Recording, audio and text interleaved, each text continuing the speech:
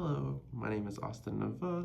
Today is December 17th, 2025, and we are interviewing Tara Ehrcke, former GVTA President and current local representative to the BCTF. Hi, Tara. Hi, Austin. So before we start getting into the interview, how about you tell us your name, where you were born, and just a little bit about yourself before becoming a teacher? Sure. So Tara Ehrcke, same name as always. I was born in Calgary and came to Victoria when I was about 5 and grew up here. My parents were actually originally American. My dad was a draft dodger from the Vietnam War. And I grew up here, lived in Toronto for a little while, lived in Vancouver for a little while, and actually didn't go into teaching right away. My background's in computer science, so I worked as a computer programmer in the 90s, and wasn't actually till after I had my child that I decided I wanted to do something different. So I was already in my early 30s and went back to school and did the PDP program and at UVic and became a teacher starting. I was in that program from 2001 and started teaching in 2003. And it was kind of an auspicious time to start teaching. I remember the fall of 2001 when my program started. A couple of intense memories from there. The first is that 9/11, the planes flying into the World Trade Center in New York City, happened on my 4th day of school. And so that was kind of like a moment in time that really changed the politics. I was quite political before I became a teacher. I was involved in the anti-globalization movement, and things really shifted after that event took place. There was a lot of crackdowns on civil liberties and just kind of a general political shift. And the other thing that I really remember from my time in the PDP program, so there was a provincial election that year, and so there had been an NDP government for a couple of terms in British Columbia, and they were not just defeated, but like heavily and roundly defeated, and so the BC Liberal Party got into power. And one of the things that the Liberals did right away was to introduce Bills 27 and 28. And both those bills were attacks on workers in British Columbia, and Bill 27 was directed at the healthcare sector, and Bill 28 was focused on teachers. And so when I actually started my program, I remember going to this big plenary where we were told, oh, there's a teacher shortage, you're all going to get jobs, it's such a great time to enter the teaching profession. And then that was September 2001. In January 2002, Bill 28 was introduced. Bill 28 unilaterally stripped all of the working and learning provisions out of the collective agreement of teachers in British Columbia. And so one part of that was it took out all the class size provisions. And as soon as that happened, I'm not recalling the number exactly, but between 5,000 and 7,000 teachers in British Columbia lost their jobs that spring, because instead of class sizes being limited at 24 for primary students and 30 for secondary students, now classes could be any size. And so with bigger classes, fewer teachers were needed, and there were mass layoffs that spring. So actually I remember the first big teacher demonstration I went to was while I was still a student, and It was right after that bill came in, and it's funny, I remember, I think it was David Chudnovsky was president of the BCTF at the time, but there was a big rally at the legislature, and I remember the slogan being said from the stage, "This is not a one-day strike, this is day one of our action." And there's kind of an irony in that, because the reality is that it was a one-day strike, and that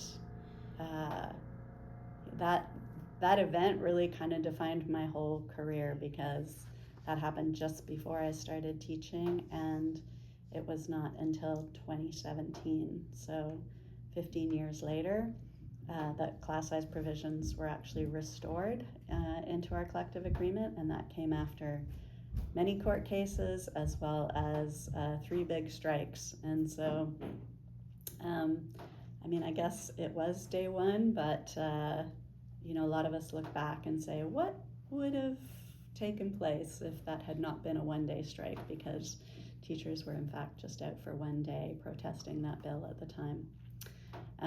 Anyway, by the time I graduated in 2003, it was a very different message. I actually remember Sue Ferguson, I believe it was at the time, worked in HR at the Greater Victoria School District, coming to talk to our graduating class, basically saying, don't bother applying, you should go work overseas, there's no work here.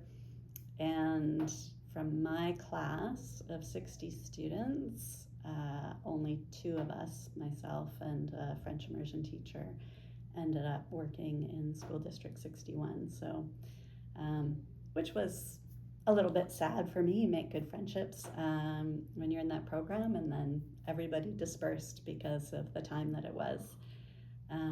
But that was kind of the beginning of my career. I will say too, excuse me, I did, because it was so hard to get on the TOC list at that time, I did actually work in a private school briefly. So I worked at St. Margaret's for 1 semester in 2003, it must have been. And that was a super interesting experience, because St. Margaret's is actually the only unionized private school in Victoria, and it was very interesting, kind of going from a system where there was adequate funding to one where the funding was so inadequate, and you just really noticed the stark differences, like physically going from one campus to a different campus. And so that definitely kind of impacted how I thought about the public school system. But I did leave because I basically believe in public schooling and didn't want to work in the private system, even though it was unionized and it was a really good job. So I started early 2004, I believe, in School District 61. And while we're talking about the start of your career, can we talk a little bit about going over your teaching career, and then maybe starting with how you ended up getting involved with the GVTA? Sure, yeah. I was pretty political already. By that time, as I mentioned, in the 90s, I was involved in the anti-globalization movement. So there were big protests in Vancouver, where I was living in the late 90s. I went to Seattle in 1999 to protest the World Trade Organization. So by the time I was actually becoming a teacher, it was just natural for me to get involved in the union. When I did my PDP program, I actually worked as well at UVic at the time, and so I was involved in QP 4163, which was the sessional union, and there was a lot of activity. Those early years of the BC Liberal government, it was such an assault on labor rights that the labor movement was fairly activated. We actually had a group called the Community Solidarity Coalition that involved different unions across the city. We shut down the University of Victoria for a day while I was there. There was lots of anger, particularly from public sector unions. That government, in addition to stripping contracts in healthcare and with teachers, they also made all sorts of workers essential service workers who hadn't been essential service before. So that impacted their right to strike. So those early years, kind of 2001 to 2005, I'd say, were marked by a lot of activity. I remember the nurses being on the lawn of the legislature, and they were so angry. They were taking their shoes off and like literally throwing their shoes, hurling them at the legislature in anger. I've never seen a demonstration there that was so like visceral. The HEU went out, I think, in 2004, but got ordered back to work by the government.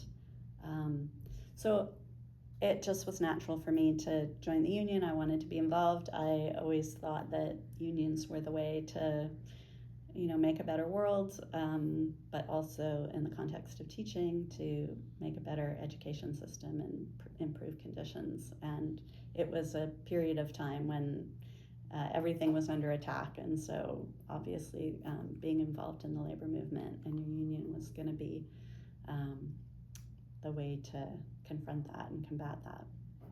And speaking of getting involved with the GVTA and it being tumultuous, it wasn't just tumultuous politically.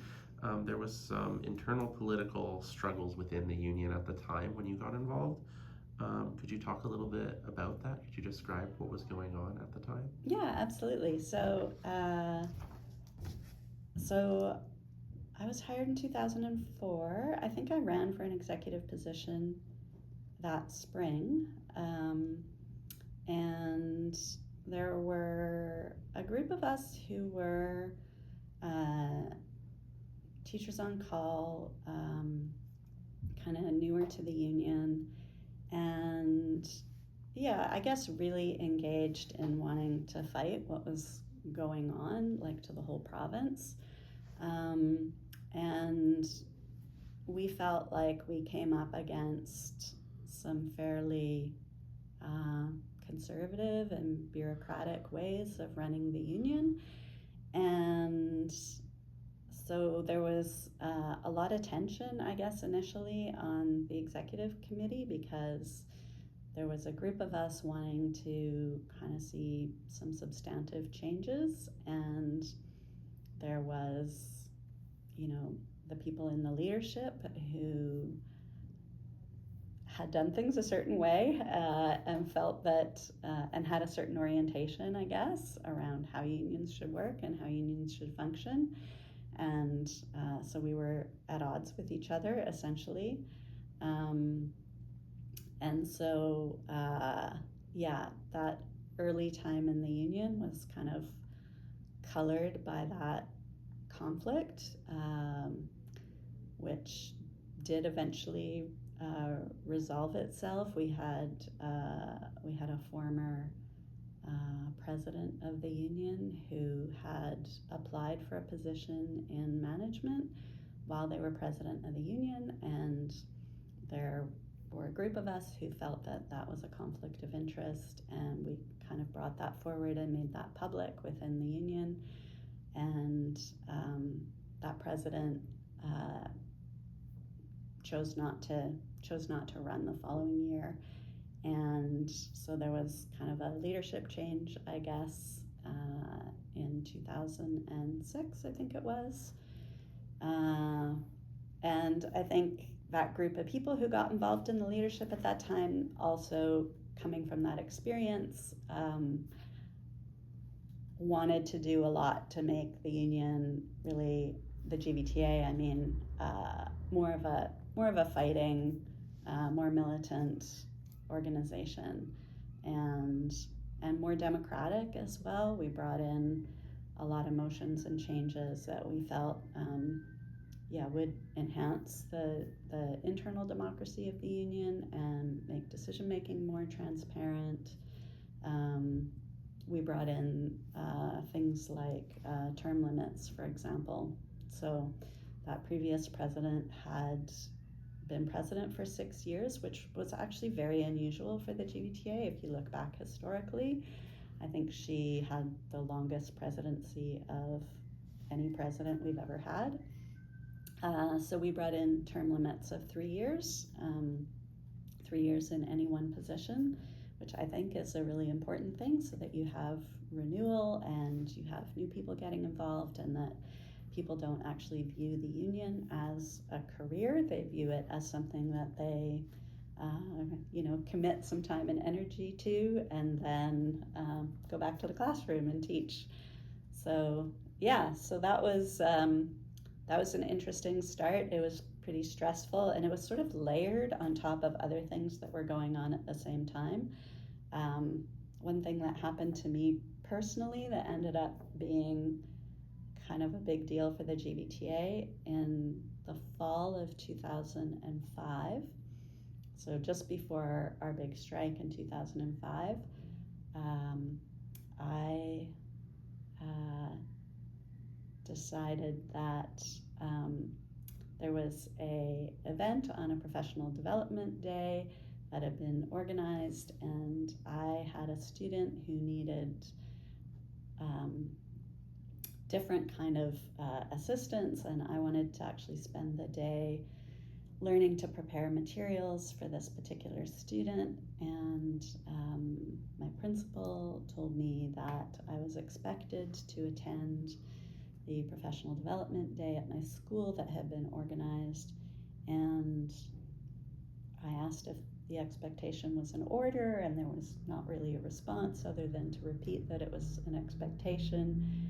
And I ended up getting disciplined because I didn't go to the school-based activity, and that discipline turned into a campaign.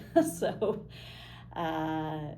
first at the school level, the staff rep at my school organized a petition campaign, and we had close to every teacher, I think, sign a petition saying they thought that the discipline was unreasonable.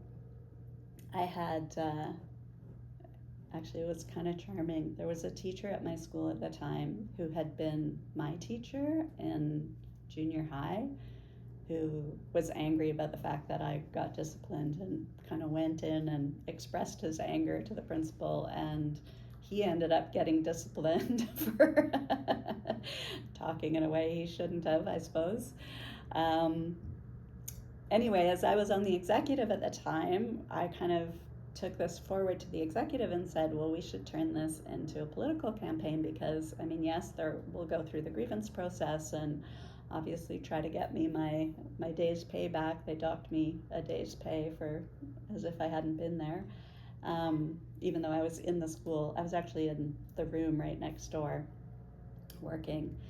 But we decided that we needed more clarity around school-based professional development days. And so we ended up creating a professional development plan, and we put together a lot of materials. We went out and visited schools. We talked to teachers. We realized that this was a problem kind of across the district, that there was a lot of pressure to not be able to do self-directed professional development, basically.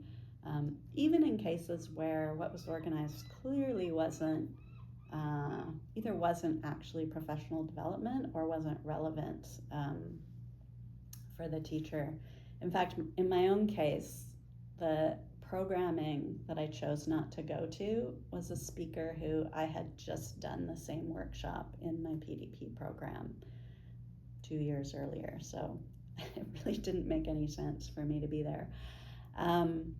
Anyway, there was a lot of interest across the district, and so we ended up putting together a plan that on the following September day, teachers would refuse essentially to go to those school-based professional development days, and we kind of got teachers to sign on and commit to this, and many teachers did. And once we reached a kind of a critical threshold where enough teachers had signed on and agreed to do that. The superintendent said, hey, let's talk. And we ended up negotiating what became the Pro-D letter of agreement, it was called, which delineated really clearly like which days teachers would have the right to do their self-directed professional development and what the process would be and so on. So it was great. It was an early example, I think, of a grassroots campaign that the union took on at the local level that ended up achieving something. Unfortunately, I will say that that letter was in place for quite a long time, but when we had a change of superintendent, that particular letter of agreement was only signed by the local parties, so it was only signed by the GVTA and School District 61. It had never been signed by the BCTF and BCPC, which is the provincial bargaining agent, and so we had a superintendent who decided that he thought it was invalid for that reason and wouldn't abide by it. And sure enough, many of the issues that had existed prior resurfaced and to some extent are still ongoing as we speak in 2025. So that's frustrating that that's where we are today. But nevertheless, I feel pretty good about the fact that we actually demonstrated that you could build a local grassroots campaign and win something significant for teachers that made a difference. We need that time to be able to do what is necessary for us to be better teachers in our classrooms. So so that was something that took place in the early days. I think I've more than answered your question. Well, speaking of some of the campaigns you've been a part of, and you've been a part of so many like important campaigns on the local level, you were also a part of the middle school a campaign with middle school teachers, and maybe you want to talk about that a little? Yeah, absolutely. So I believe we started this around 2007, and just to give some backdrop,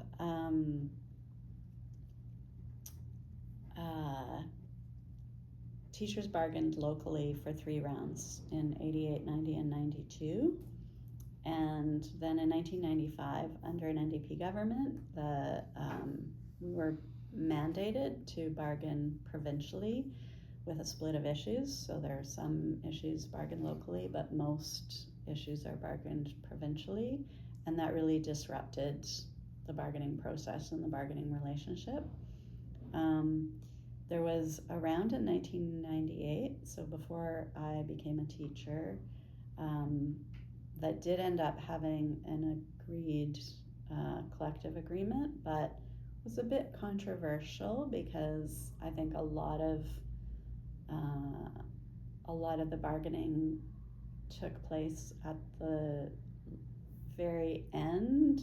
It was one of those like overnight sessions on a weekend kind of situations, and the sense I had is that there was a fair amount of dissatisfaction from that bargaining round because although we achieved class size limits provincially for K-3, that there wasn't anything for grade 4 and above on a provincial level. And I think there was some frustration that those provincial class size limits came at a cost of no salary.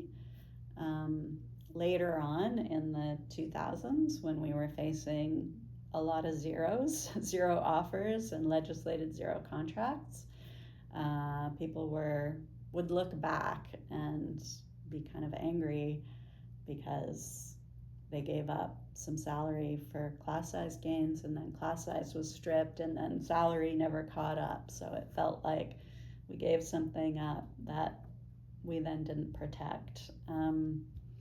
So that was, although getting provincial class size language, I think, was a significant achievement, that was, not a roundly loved bargaining round. Then we had legislated the Bill 28 legislation, so legislated agreement, which teachers were obviously incredibly angry about. And then we had a strike actually in 2005, and it was a mediated, negotiated settlement, but it also dealt with, I think, quite a narrow set of issues, because the strike in 2005 leading up to that mediation meant that, again, it was one of these kind of 11th hour marathon agreements. When that happens, all the kind of smaller issues fall off the table. And actually, this is even true going back to all of the provincial bargaining rounds we've had, I would say, is that there are many, many local issues that locals have never been able to successfully get on the table and keep on the table and get resolved. Not all of them. Some do get incorporated into what becomes new provincial language. But when the collective agreements all came under provincial bargaining in 1995, we each kept our local agreement. And so on a lot of the language, there's quite a bit of variation local to local. And so something that's an issue for us here in the GVTA might not be an issue for Souk, and vice versa. So one of those things was middle schools, a long way of getting back to middle schools, but it became really trendy in the late 90s for schools to change their grade configurations from an elementary secondary model to an elementary middle school secondary model. And so that did happen in Victoria. The board voted to adopt a middle school model somewhere around 2000, 2001. I'm not sure exactly the date when that happened. But there was no mechanism for us to negotiate how the collective agreement would change in accordance with that structural change. So we went here from a system that was K-7, and then we had 8-10 junior high, 11-12 high school. Sometimes it was 8-12 altogether, to a model that was K-5, 6-8, 9-12. And so the question is, what would be the rights of the teachers who taught in those 6-8 middle schools? And there was one issue that was a particular sticking point, and that was prep time. And the prep time that was allotted by the board met the elementary criteria, but not the secondary criteria. And those teachers were being asked to spend part of that prep time doing collaboration work, because they worked in teams. And the feeling of the teachers was that collaboration time was valuable, but that wasn't prep time, and so that should be time that was in addition to prep time that they received.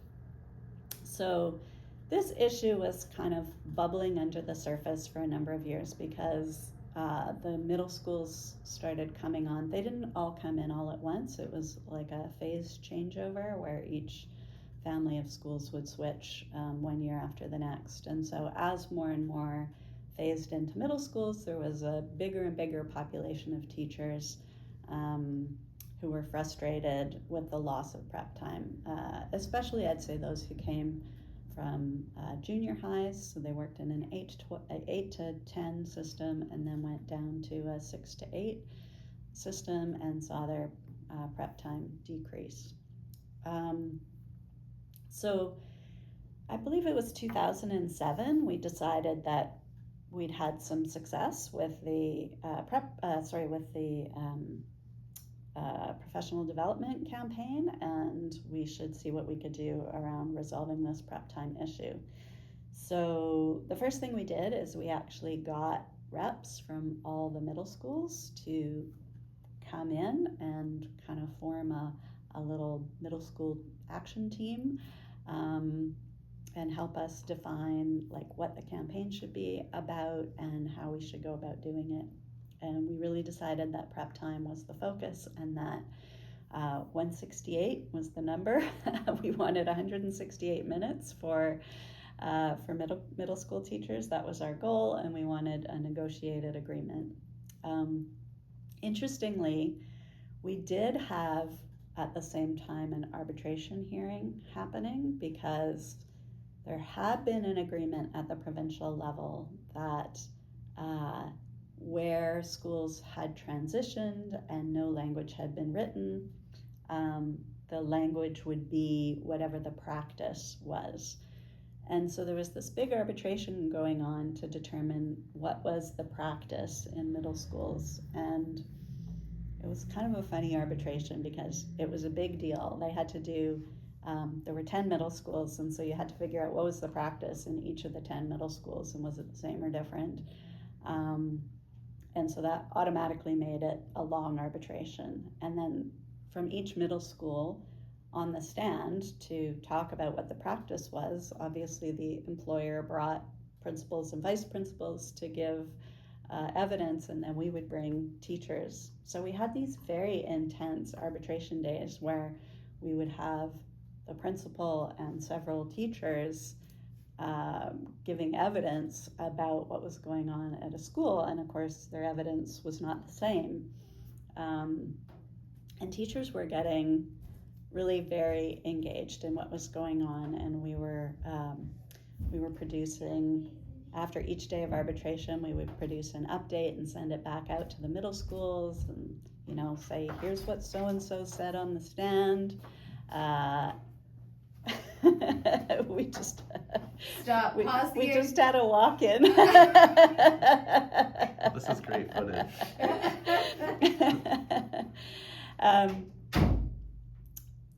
Yeah, so we would actually kind of give quotations from the principals, because they were saying some kind of outrageous things that made teachers really angry. And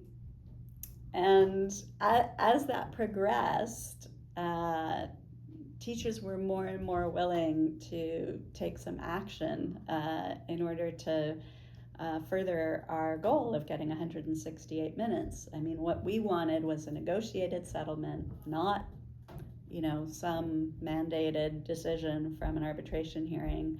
And we wanted to make sure that we had 168 minutes. We had a button campaign. Teachers were all wearing buttons that said 168 on them. And we were meeting with our group of reps from each of the middle schools, I think on a weekly basis. And at some point we decided that we were gonna actually take some action. And so we decided that we were going to not attend these collaboration times that were kind of eaten out of teachers' prep times. So we did that, and teachers agreed, and it started, and the school district was very unhappy about this, and so they decided to take us to the Labor Relations Board. They said that we were doing illegal job action because it wasn't, we weren't negotiating a new collective agreement at this time. And so a group of us, I remember this quite clearly, I think 5 of us, a couple of middle school teachers and myself, I was contract chair at the time, and Thierry Ponche, who was our president at the time, went over to Vancouver to go to the Labor Relations Board for this hearing, and we got just the most surprising results. The Labor Relations Board looked at this and said, well, you're already doing this other arbitration hearing that's going to determine what the practice is. So we don't want to just replicate doing that hearing again for us to figure out if what you're doing is, a job action or if it's really the practice. So since we can't decide, we're going to order that the union gets to do what the union wants for 2 weeks, and then the employer gets things to be how the employer wants for 2 weeks, and you can go back and forth. So we considered this a big win, that we basically got to continue our action even if it was only on a half-time basis. And that combined with teachers actually doing this and kind of the level of engagement and frustration that was obviously like so noticeable to the district, brought the district to the table to start negotiating. And yeah, we did. Those negotiations weren't easy. We actually we had Vince Reddy, the famed BC negotiator, who is well known for solving many disputes. But we actually spent a day with him to no avail. He was not successful in solving our dispute. But we did eventually come to an agreed settlement, and we wrote some language, and that one was signed off by all 4 parties. And that language is there in our collective agreement to this day. So that was a really successful campaign. There was one other part of it that I'll mention, which was while we were doing that, we kind of needed some money because it was actually fairly expensive to bring in those 10 middle school teachers on a weekly basis to be kind of our main organizing hub. And so we went to the BCTF and asked them to give us a special grant, and they did, and that actually turned into an action grant down the road that all locals became eligible for, that fostered a lot of local actions in other locals as well. So that was another knock-on of our middle school campaign. But that was a lot of fun and successful in the end. So a really good example of some of the history of the GVTA in the early 2000s. Oh, sorry, I thought Christina was going to walk through it. I was like, oh, it's the perfect time to pause it. Just writing down the time that I started talking. Okay, so you were also involved in 3 strikes over a long period of time at different points in your career, 2005, early career, and then later on in 2012 and 2014. Could you walk us through your experiences with the different strikes? And obviously all the actions were quite different, and just talk about what those experiences were like. Yeah, for sure. So 2005 was obviously, I was a new teacher and kind of new to the union, so not as involved, although I'm pretty sure I was a picket captain of some sort. But the 2005 strike was really incredible because it was an illegal strike. And so it was kind of different from the other 2 in that way. As I already mentioned, there had been a number of large strikes by public sector unions, including, I think, both HEU and HSA, and the nurses had taken actions. One of them, I can't remember if it was HEU or HSA, but one of the health sector unions had been on strike for a couple of days, had been ordered back by government, and a couple of sites wildcatted. So I think the Jubilee Hospital, for example, was out for another day or 2. And there was a lot of discontent within that union around the fact that they weren't given a choice about going back, that as soon as they were ordered back, the union just told them to go back.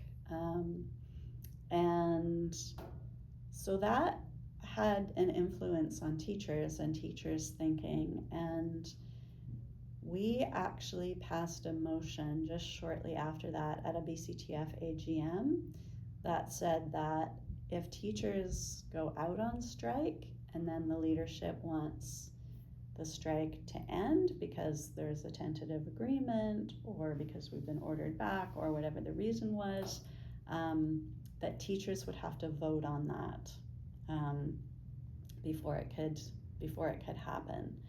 And so that passed, and that went into our members' guide. It was subsequently removed some 10 or 15 years later, which is too bad. I think it's a good rule. But it was in place in 2005.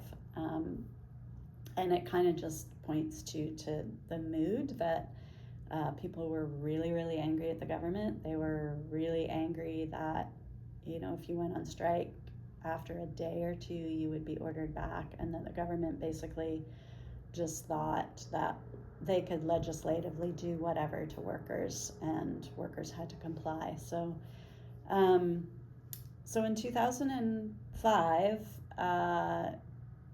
we were coming off a bunch of zeros in terms of wage increases, being offered more zeros, and teachers had enough, and we were still really, really angry about Bill 28 and wanted our class size provisions back. And so I can remember clearly we had a very strong three-pronged campaign. It was salary increase, class size, and class composition. Those were our three demands. We kind of put everything else aside and said we're going to focus on these three. And government was not interested in any of them, and we went on strike, and we were ordered back, and we knew this would happen, and we held meetings across the province and held another vote and decided that we were going to stay out. And so this was really significant because after, I'm not even sure how many days it was, but after a couple of days legal strike and then being ordered back, we were then on illegal strike. The whole strike itself lasted 2 weeks, and there were some consequences because the employer did take us to court and get some contempt of court rulings. So one of the first was that we weren't going to be able to get strike pay. And I remember, I think they had some government appointee sitting in the treasurer's office at the BCTF building, basically making sure that no checks were written. But at any rate, none of us got strike pay. And there were fines as well. There were fines against the union.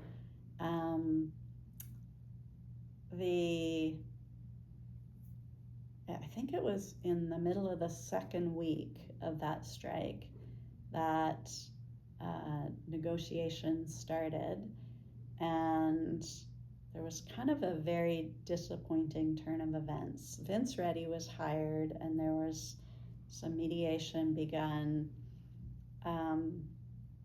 We understood that the Federation of Labor had gotten involved, and that there was a plan for, I believe it was QP, to begin walking out as a sympathy strike.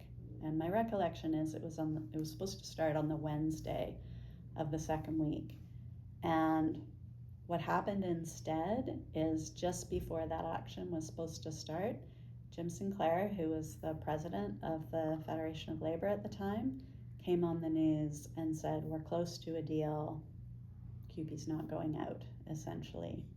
And teachers were pretty angry about that. We were angry to see Jim Sinclair being the first person to talk about this instead of Ginny Sims, who was the BCTF president at the time. And we were also, many of us, upset that there wasn't going to be escalation, because we really felt that more pressure needed to be put on government in order to get what we wanted. What we heard kind of internally through our own leadership is that sort of the salary piece and a few other compensation pieces had been worked out, but there was no agreement on class size and composition. But we were pushing for a letter, and that this letter would have something in it. In the end, there was a letter, but it was not to get our language back. The letter was that government would pass legislation that would have some sort of class size directives. We voted, so it was 10 full days of strike action, and because we had that requirement to vote before going back, we did vote on that weekend after the 10 days. The vote here was up at UVic, I remember that. So we had an executive committee member come and explain what was in the agreement, and we did vote to go back. But that resolution to class size was wholly inadequate. And I think a lot of people kind of look back on that strike and are frustrated that we didn't, could we have won back our language at that time? That was sort of the second time where maybe that was on the table. That legislation did end up coming into being. It was called Bill 33, and it was a textbook case of why consultation doesn't mean anything. What it required is that classes had to be under 30, or if they were going to go over 30, then the principal had to consult with the teacher, and the teacher could say if they agreed or not with the principal's rationale for making the class over 30, and then the principal had to write up a rationale.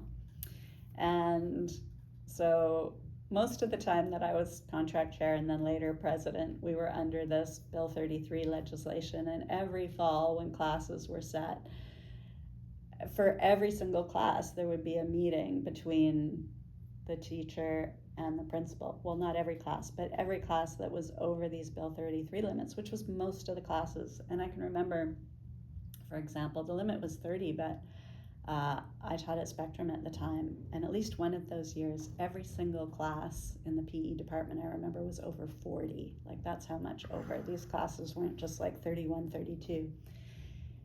Anyway, teachers were great. Teachers uniformly opposed exceeding the limits. They went to these meetings. They gave really good rationales about how this impacted the learning conditions of the students. And principals, with almost zero exception, signed off on these classes and said, no, I think it's educationally sound. And Bill 33 was in place for, I don't know how long, probably close to a decade. And thousands of classes were signed off every year. And I only ever heard of one principal on a couple of occasions who actually refused to sign off, who actually said, yeah, I agree, this is not this is not a educationally sound class. So so that letter that we got at the end of that 2-week strike really didn't fix the problem. It did expose the problem, because we had piles and piles and piles of data about how big the classes were and about exactly why we thought they were not educationally suitable, and that in the professional opinion of the teacher, it was not suitable. And we actually ended up producing a report where we kind of exposed a lot of that information. And, all of these things probably came into play with us winning the court case down the road. But not a very good, not a very good outcome there. I will say that the outcome of that 2005 strike, one piece that was good, I believe that was when TOCs got scale pay for the first time. So not the system that we have now, but that was a big improvement, and there was a lot of push at that time for improvements for TOCs who had really come from a place in the 90s where they weren't even part of bargaining units to really pushing to be full and equal to contract teachers. And that's still ongoing work, but getting scale pay was one of the pieces that was important. So that was a success of that strike. That strike ended up, I believe that was the 04-06 collective agreement that ended up being. In 2006, we had a negotiated agreement. The government wanted, the Olympics was in Vancouver in 2010, and the government wanted labor peace through the Olympics. And so they actually offered higher wage increases if unions were willing to sign on to a contract that went through 2010 all the way to 2011. So we did. We signed an agreement from 2006 to 2011, even though we didn't get our class size language back. But in 2011, we were kind of back in the same spot that we had been in, where the class size composition issue wasn't resolved. And again, we were being offered zero. And I think this is when the phrase net zero came to be really pushed. And so the government said that they had a net zero mandate. And a couple of things happened. One was that this is when all the public sector unions became lined up. And so the effect of getting us all to sign through that 2010 period was that now all the public sector unions' contracts expired in 2011. And this is also, I believe, when government started proposing to some unions that they sign Me Too clauses. And we never signed one, but many of the other large public sector unions did. And essentially that said that once you had your agreement, if another public sector union ended up getting a higher wage agreement than you did, that you could reopen your agreement and negotiate again over wages. And so that really put a major constraint on bargaining. And was really, really unhelpful for public sector bargaining in British Columbia. From then up until today, we're still all lined up. We've all had contracts that start and end at the same time. We've all been under the so-called mandate that government sets, which has really constrained any union that wants to get something better, but another major union's already settled. So typically BCGEU goes first because their contracts come up in the spring. And so even though we went on strike in 2012 and again in 2014, we never really broke that mandate. And I'd say it's still a conversation in the public sector in BC, like how do we coordinate in a way that that's not stifling for us to actually achieve what we think our members need. At any rate, 2011, still majorly confrontational attitude with government. I will say that in addition to, in addition to the bad bargaining, we were also just, the whole public education system was just constantly under attack under the BC Liberals. I remember going to a BCTF session that was called Bills, Bills, Bills, and it was just about all the bad legislation that they were bringing in. A couple of things that took place kind of in that decade. They completely overhauled and took over the College of Teachers.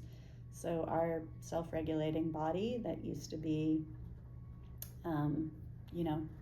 controlled by teachers and under the mandate of teachers was taken away and put under the mandate of the Ministry of Education. It was a big fight for us even to get representation on that body. The funding model for special education changed really significantly, where a lot of funding had been attached to particular students who had particular designations, and instead that funding became pooled, and so you would have so many students with designations and the school district would get a chunk of money, but there would be no agreement on how that was spent. And that really put a crunch on special education services in schools. I'll say particularly in School District 61. I would say our district has always, for the time that I've been involved, had the attitude that we're in competition with private schools and that we have to run specialized programs that attract students who might otherwise attend private schools. and therefore money gets diverted into those programs. Well, when that special ed funding became available as a pot of money, it was easy to divert that into other areas of the budget. And so it was a lot harder to support students with special needs in that time period, because you had that combined with the loss of class size and composition language. That meant it was just really, really challenging to meet those needs of students. The other thing that happened under the BC Liberals was the opening of the catchments. And so back in the 90s, it used to be that you went to your catchment school, but in the early 2000s, they brought in legislation that said that if there were additional spaces available in another school, they could take out of catchment students there. And so it was a period of declining enrollment all through the early 2000s, and so you did have empty spaces. We actually had school closures. There were 7 schools closed in the first decade of the 2000s. But the district really encouraged this kind of shopping for a school, and this further exacerbated the special education situation and just the general inequities in the school system, because what tends to happen is that parents who have higher social capital or actual capital, they know about this, they are able to drive their kids across town, they have the wherewithal to sign up early enough. And so you did see kind of like white flight, essentially, out of certain schools in the district and towards other schools. And so if you look at the demographic makeup of schools like Craigflower or Esquimalt, they really changed over that time period, as some parents would take their kids basically to the east side of the city and put them in schools there. So all of this was happening, this bills. So leading up to 2012, it wasn't just that we were in a bad bargaining situation, it was that there were just so many attacks on the public system generally that were making teaching harder. So we entered 2012. Well, it was 2011 that we would have started bargaining, but that kind of things came to a head by 2012. There were concessions on the table with BC Liberals. It was always concession bargaining. They always brought concessions forward. So we ended up going on strike in 2012. I was actually on the provincial bargaining team that round, so I was seconded out of the office, and I was in Vancouver at the BCTF building.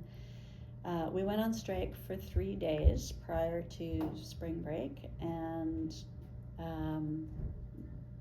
we got legislated back to work at the end of those 3 days, but also spring break started, and we had the BCTF AGM.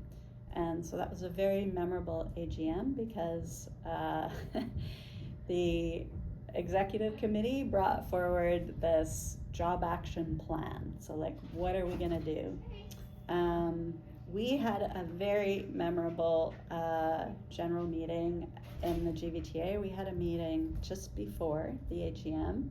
It was at the Conservatory of Music, the big hall. I can't think of the name of the hall, but probably 1,000 teachers were there. And I remember one teacher walking up to the podium and just saying, you know, this is whatever expletive she used. You know, they shouldn't be ordering us back. We should stay out. And we had a vote on would the GVTA take that position to the BCTF AGM, that we should stay out regardless. So essentially to do what we had done back in 2005. And that passed overwhelmingly at that meeting.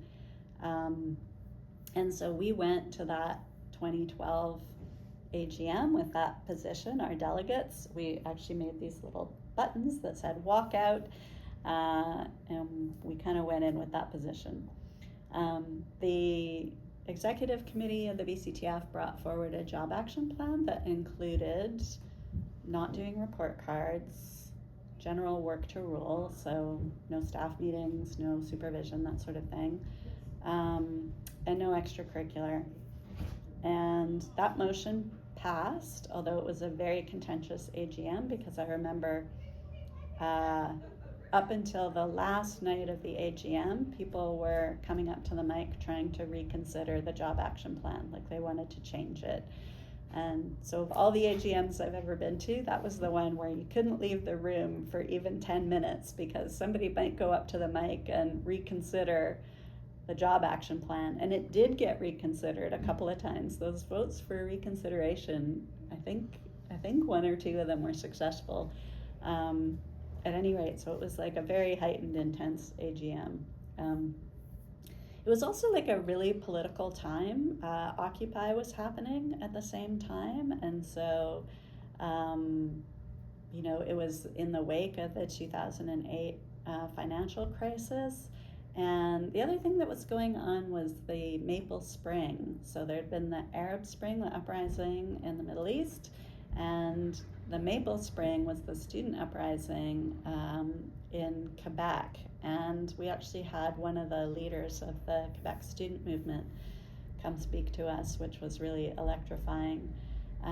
So there was a lot of militancy during that period. So we did pass this job action plan, which, although it was not walking out, did include this component that was a little bit more of, I guess, really trying to push the boundaries on what could we do as work to rule versus not work to rule. So the idea with the no report cards is that we would still report to parents. We would just do it in a different way. We were going to tell parents verbally how their kids were doing. And any parent who wanted to come and meet and have a longer discussion, we would do that. What we weren't going to do was the actual paperwork of writing down grades into a grading program. So spring break ended, the AGM ended, we all came back to our locals. We started doing this job action. The first kind of crisis that came out of it was around the report cards. So BCPC did take us to the LRB and say, this is an illegal job action that you're doing. And we had kind of an interesting thing happen in Victoria, because in Victoria we had a general meeting and said, yes, we're in agreement with this job action plan. We're all going to do this job action plan. We had voted on how we were going to do our communication with parents around reporting. And then we get this kind of memo from the BCTF that says, oh, you have to do report cards now. And our executive committee was kind of like, well, hold on. We didn't vote on standing down. You can't just tell us what to do. This has to be a democratic decision that members make. Members made it to start, and if we're going to stop, we have to do that too.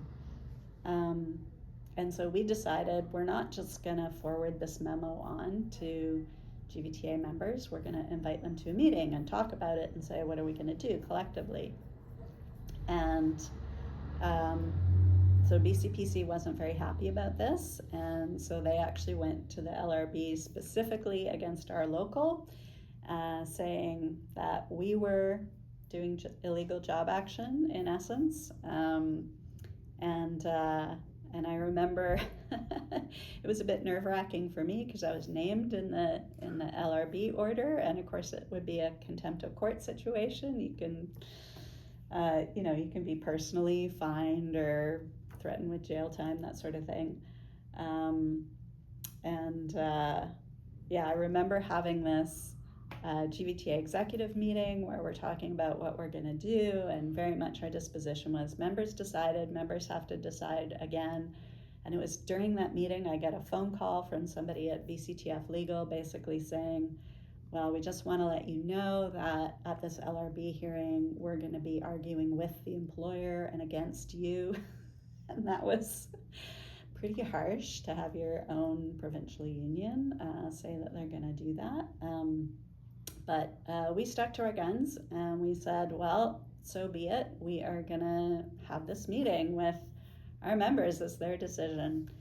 And we did, and we decided to comply with the order in the end, but I do feel kind of proud that we held out for another day in order to properly do the democratic process and let people decide if they wanted to, stand down or not. So that was kind of the end of the report card component of the job action. The rest of the spring, I would say that job action was very, very divisive. A big piece of it was no extracurricular. And one of the challenges I think we've always had is that if you take a vote on not doing extracurricular, everybody's voting on that, but it's the people who do extracurricular who are primarily impacted by it. And so I don't really think in that job action that we had majority support from that segment of teachers. And so we did have people continuing, and the local was put in the position of having to kind of police the job action, and there was just a lot of confrontation over that, and that just really pit teacher against teacher and distracted from the bigger issue of we had this awful government who was tearing schools apart. So that was really unfortunate. I think it was like a learning lesson for all of us around, is it worth doing that kind of action or not? We did end up continuing with that job action to the end of 2012, and then there was a final agreement did get agreed to just at the very end of the 2012 school year. 2014, so a mere 2 years later, nothing much had improved. 2014, I guess we were smart enough to know not to do the extracurricular again. We kind of learned our lesson that way. It was an equally confrontational bargaining situation. In 2014, the employer had put their usual concessions on the table, but there was one particularly bad concession, and that was, I think it was called E55 was the number. But they basically wanted us to agree that even if we won the Supreme Court case over class size and class composition, that we would give it up. And by this time, so 2014, so it's now been 12 years since Bill 28. In the meantime, the healthcare unions took Bill 27 all the way up to the Supreme Court of Canada. They won this historic court case where it was deemed unconstitutional for government to unilaterally strip out collective agreement rights. So we were coming up behind them. We'd had one win at the provincial level in BC Supreme Court, but of course government took this up to the appeal levels, and so we were waiting on the Supreme Court of Canada decision, but felt pretty hopeful that the biggest issue that we'd had to deal with, which was that constitutionality piece, had already been settled in our favor. So the fact that BCPC would put on the table that, if you win, I think it was something to the effect of like, we'll just talk about reintroducing those clauses, but they won't automatically be there. You'll have to bargain them back in, essentially. As opposed to just winning the court case, in which case they're automatically back in, right? And BCPC would have to bargain them out if they wanted them out. So that kind of drove us into strike position again, because there was no way that we could accept this concession, and getting this concession off the table was kind of the number one bargaining issue that round. So we didn't do the no extracurricular. We knew that had been a disaster.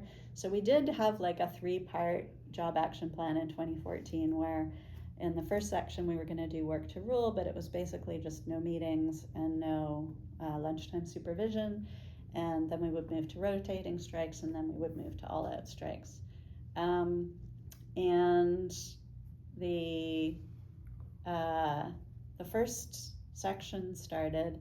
It was also somewhat contentious, not as contentious as the extracurricular, but we still had a lot of teacher-on-teacher conflict, like does this meeting count, does that paperwork count?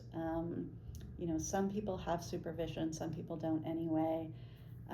So I wouldn't say it was terrifically successful, although I think in some places it was better than others.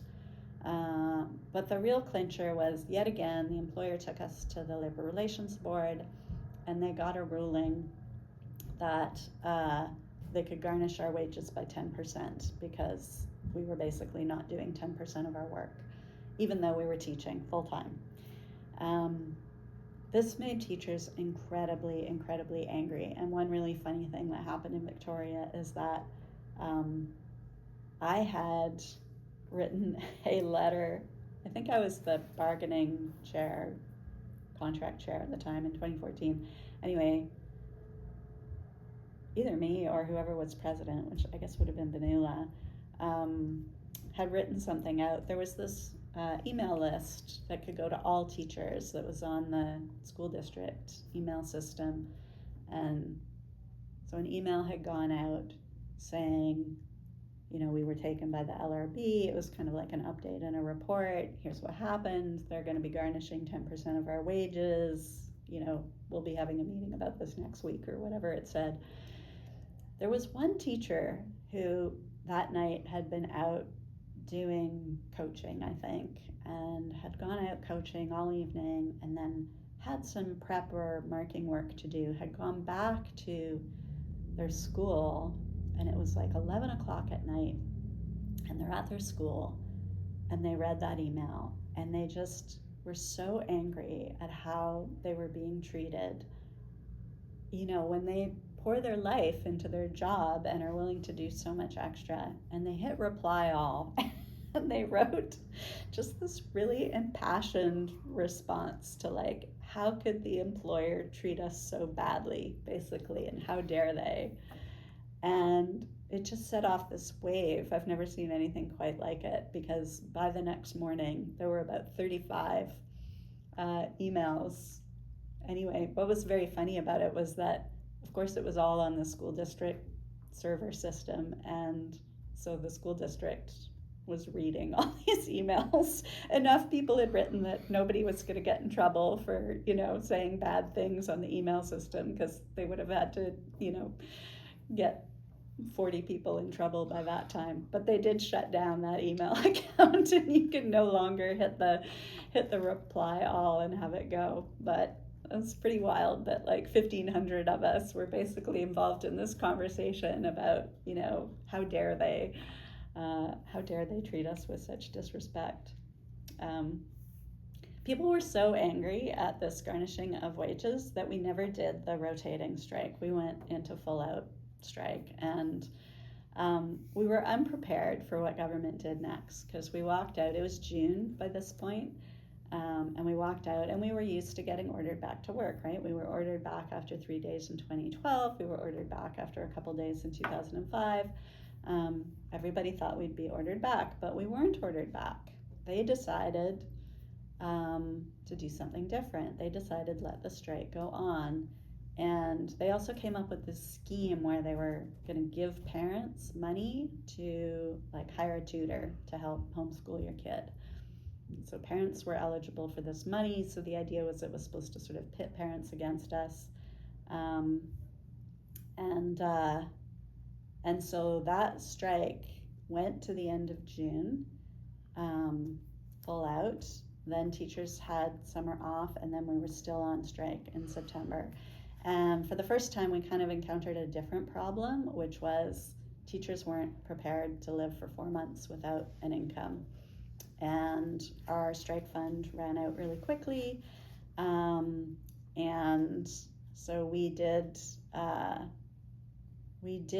get that concession off the table by the end of September. But it was, we didn't really make gains in terms of our objectives that bargaining round. And so that strike did leave a somewhat bitter taste, I think, in some teachers' minds, just because that piece of kind of the economic preparation had not been there, and it was a lot of days to be without income when you had summer break over and above losing. It was a 5-week strike, so it was 5 weeks of pay. And so that was yet another lesson, I think, that's kind of incorporated now into how we think about things going forward. But we did get that, all in all, looking back, we did get that concession off the table. And of course, we did win our class sizes back. And that's just made a fantastic difference in teaching going forward. So, was the 5 weeks worth it? Absolutely yes, but it was also hard for teachers. So,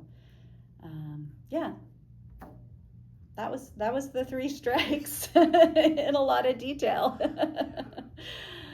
Well, I think that's all the questions I have. So thank you very much, Tara, for being interviewed today.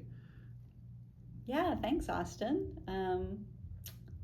It's great to share my own memories of this time, and hopefully create some inspiration and knowledge for us to make good decisions on how we fight going forward. So thank you. I mean, I feel ready to fight right now. So. Oh, good.